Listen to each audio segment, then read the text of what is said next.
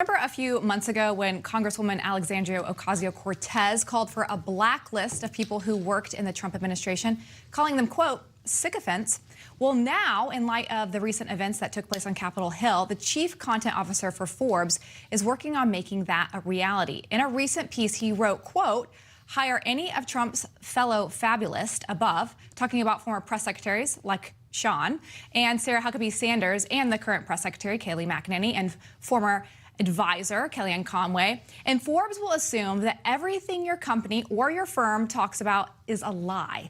Well, in response, a senior advisor for the Lincoln Project took it to heart, tweeting this: at Project Lincoln, we are constructing a database of Trump's officials and staff that will detail their roles in the Trump administration and track where they are now. No personal info, only professional, but they will be held accountable and not allowed to pretend they were not involved. End of his tweet. Well, joining us now is a newly elected congressman from Texas who may be directly affected by the database, Congressman Pat Fallon. Congressman, welcome to the show. Good to have you. Lyndsay, thank you. I appreciate it. All right. Well, you were one of the representatives who voted to object the electors last Wednesday. You cast your vote against them. Now potentially on this list. Are you worried about this at all?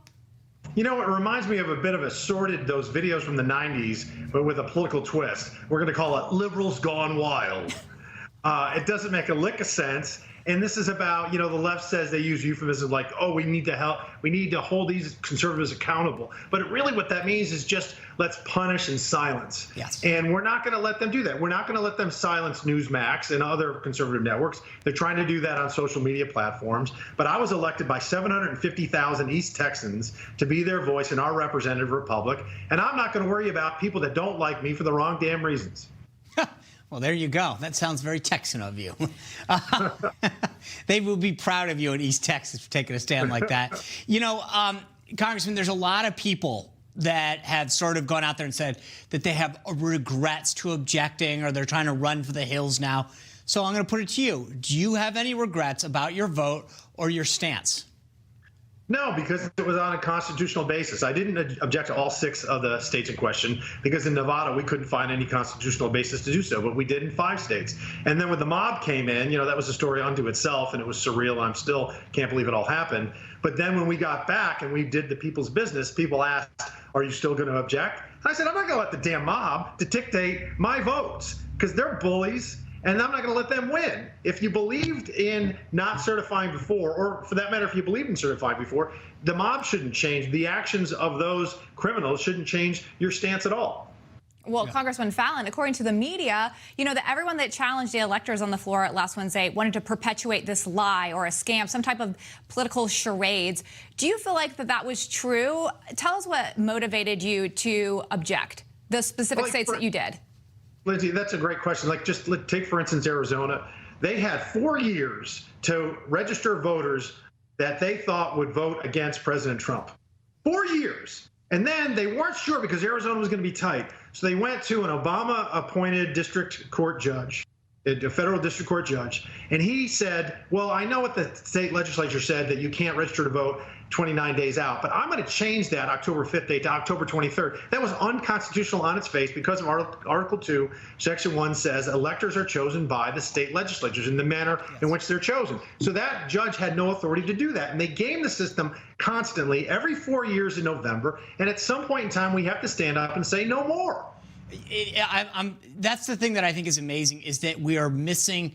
I think there's one thing to talk about fraud, right? And I thought that was incumbent upon the campaign to prove it. And that's what they were supposed to do in court. But the reality is, you're right. The Constitution makes it very clear who is responsible for state election laws.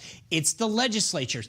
That was changed. There is a constitutional question that I think is worth discussing. And to say that if you discuss it, that you are somehow a bad person or you're committing a stunt or undermining democracy is at the very opposite of what's happening. You're challenging the Constitution and saying this is what we're supposed to do. People are saying that all the Republicans pulled a stunt last week, but now it's the Democrats who are doing the same thing. They're trying to impeach Trump, knowing that he's on his way out the office. And as Alan Dershowitz pointed out, he can't be impeached after he leaves constitutionally. So aren't they pulling a stunt too? Well, yeah, Sean, it's political grandstanding. We don't even have all the facts. If they want to say that the president incited a riot, why not wait and weigh the facts to make sure, is there something that we don't know? And to have this snap impeachment is nothing but political grandstanding and is further division. It is taking a fire, and instead of stamping it out or throwing water on it, they're throwing gasoline on it. It makes absolutely no sense. Yeah. Congressman Fallon, thank you so much for being here. Congratulations on your win, and hope you have a great night. Well, thank you, and I'll come back anytime. God bless y'all.